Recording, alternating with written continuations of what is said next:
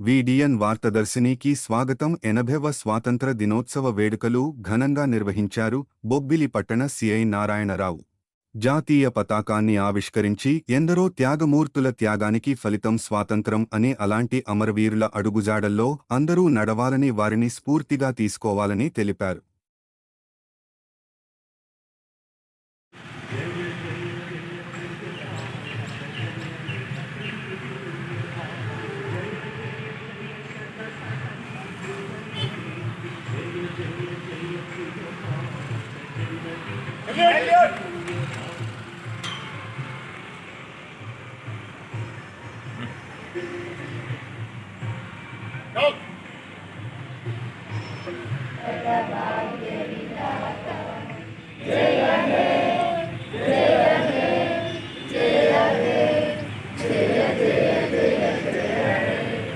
भारत माता की जय, भारत माता की जय, भारत माता की जय.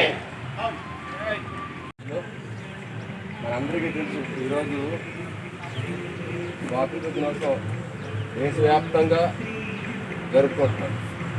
స్వాతంత్ర దినోత్సవం జరుపుకోవడానికి ఉండేటువంటి నేపథ్యం ఏంటి అనే విషయం ప్రతి సంవత్సరం కూడా ఆగస్టు 15న మనం చెప్తున్నాం, వింటున్నాం.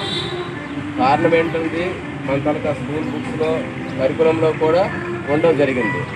కానీ ప్రతి సంవత్సరం కూడా మనం ఇంత స్వేచ్ఛగా మాట్లాడుకోవడానికి అవకాశం జరిగినటువంటి ఘట సందర్భం ఏదైతే ఉందో ఆ సందర్భాన్ని గుర్తు చేసుకోవాల్సిన అవసరం అందరికీ ఉంది.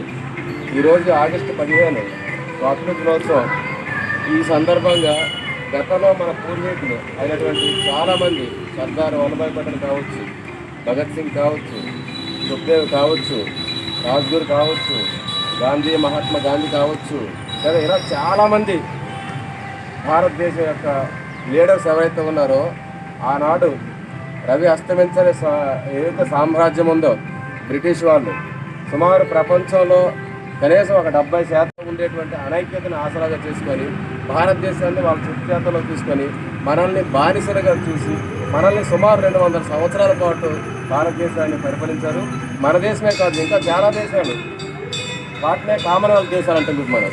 సో చాలా దేశాన్ని బానిసలుగా చూసి పరిపాలించడం జరిగింది. సో ఒక వ్యక్తి బానిసగా ఉంటే బానిస బ్రతుకు ఎలా ఉంటుందో ఇప్పుడు నీకైతే తెలియదు, కానీ మన పూర్వీకులందరికీ తెలుసు. సో అలాంటి బానిస బ్రతుకుల నుండి మన దేశ నాయకులు ఎవరైతే ఉన్నారో వాళ్ళందరూ కూడా బ్రిటిష్ వారితో రకరకాల విధాలుగా పోరాటం చేసి శాంతియుత మార్గంలో కొందరు, రెవల్యూషనరీగా కొందరు, ఇంకా రకరకాల అతివాదులు అంటాం, మితవాదులు, రకరకాల చరిత్ర ఉంటారు. అందరూ కూడా ఏంటంటే బ్రిటిష్ వాళ్ళు అప్పట్లో బ్రిటిష్ వాళ్ళు సైన్యం పెద్దదిగా ఉండేది, వెపన్స్ ఉండేది, రకరకాలు ఉండేవి. సో మన దేశంలో ఉండేటువంటి సంస్థానాలు, రాజ్యాలు, రాజులు వీటి యొక్క అనైక్యతను ఆసరాగా చేసుకొని వాళ్ళు 200 సంవత్సరాల పాటు మన దేశాన్ని పరిపాలించగలిగింది. చివరిగా మళ్ళా కూడా చైతన్యం నింపుకొని సుమారు 200 సంవత్సరాల పాటు పోరాటం చేసి చివరికి ఈ ఆగస్టు 15 1947